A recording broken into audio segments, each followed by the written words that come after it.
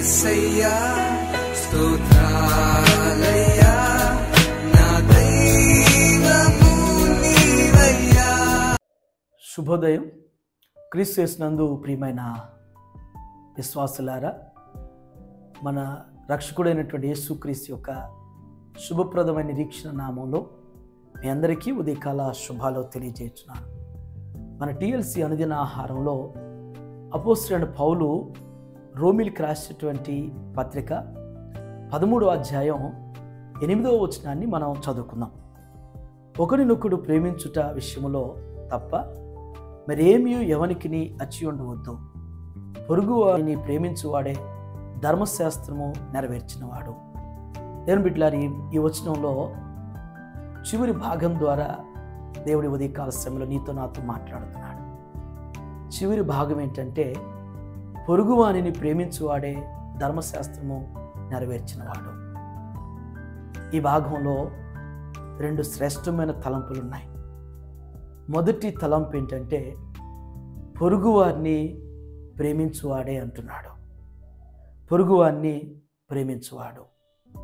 దేవుని బిడ్డలారా, మనం నమ్మినటువంటి దేవుడు, మనం ఆరాధించున్నటువంటి దేవుడు, మనం విశ్వసించున్నటువంటి దేవుడు ప్రేమ కలిగిన దేవుడు.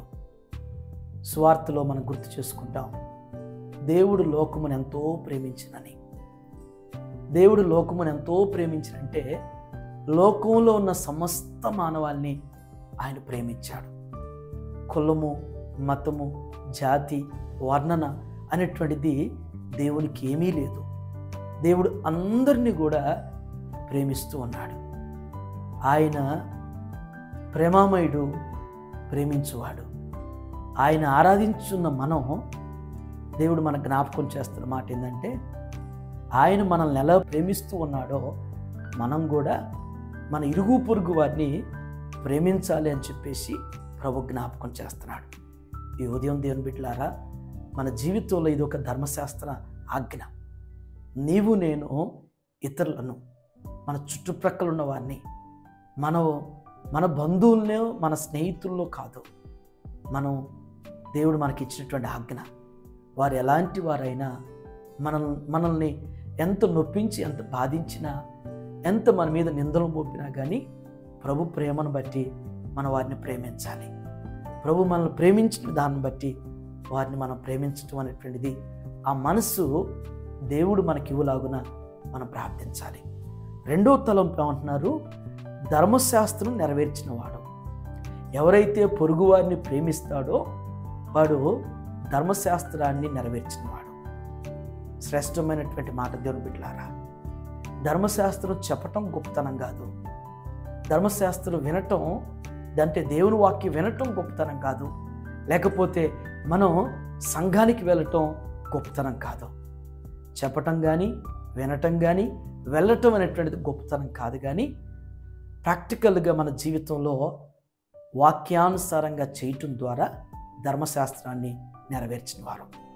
ధర్మశాస్త్రం ప్రకారం మనం చేసినప్పుడు, చేయగలుగుతున్నప్పుడు ధర్మశాస్త్రాన్ని నెరవేర్చిన వారు అవుతాం. యేసు ప్రభు ఏదైతే చెప్పాడో, ఏదైతే పలికాడో, ఏదైతే బోధించాడో ఆయన అనుసరించి చూపించాడు. అపోస్తులైనటువంటి వారు, పౌలుశీలైనటువంటి వారు అనేక మంది నూతన నిబంధనలో వారు చెప్పింది చేసి జీవించి చూపించారు. ఈ ఉదయం దేవుని బిడ్డలారా, మనం కూడా ఆ విధంగా మన పొరుగు వారిని ప్రేమించగలిగిన వారుగా, ధర్మశాస్త్రాన్ని, ఆజ్ఞను నెరవేర్చేటువంటి వారుగా మనం కూడా ఉండటానికి ప్రయత్నం చేద్దాం. ఆ విధమైనటువంటి మనస్సు, ఆ విధమైన హృదయాన్ని దేవుడు మనకిచ్చులాగున ప్రేమించేటువంటి, ద్వేషించటం చాలా ఈజీ, ప్రేమించటం చాలా కష్టం. ప్రేమించటానికి మరి ఎంతో పెద్ద గొప్ప మనసు ఉండాలి. ఆ మనసు ప్రభు ద్వారానే ప్రభువే మనకి ఇవ్వగలుగుతాడు. ఆ విధంగా ప్రేమించే మనసు కలిగి మరి ధర్మశాస్త్రం నెరవేర్చేటువంటి వారుగా పరిశుద్ధాత్మ దేవుడు ఈ దినం నిన్ను నన్ను ఆ విధంగా స్థిరపరచునుగాక.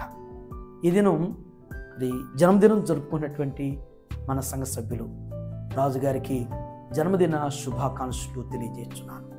సామెతల గ్రంథం 9:11 ప్రకారం, నా వల్ల నీకు దీర్ఘాయువును, నీవు జీవించు సంవత్సరాలు అధికమవుతాయని సెలవించినట్లుగా దేవుడు వారికి దీర్ఘాయువును మరి దీర్ఘ బలమును దేవుడు వారికి అనుగ్రహించి దీవించిన గాక. ఎందుకు నన్నింతగా నీవు ప్రేమించితివో దేవా. ప్రార్థన చేసుకుందాం. పరిశుద్ధుల మహోన్నతుడి తండ్రి, కృపగల నాయన, మీకు వందనాలు. ఈ ఉదయం ప్రభు మీ లేఖనంపు మాట ద్వారా మాతో మాట్లాడిన విధానం బట్టి మీకు వందనాలు.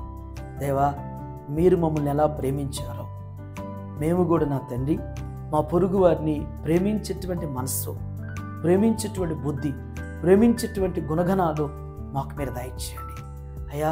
మాలో పౌరుషాలు, పగలు, పంతాలతో నా తండ్రి ఎదుటివారిని ప్రభు ప్రేమించలేనటువంటి వారుగా, ద్వేషించేటువంటి మనస్సే మేము కలిగి ఉన్నాం.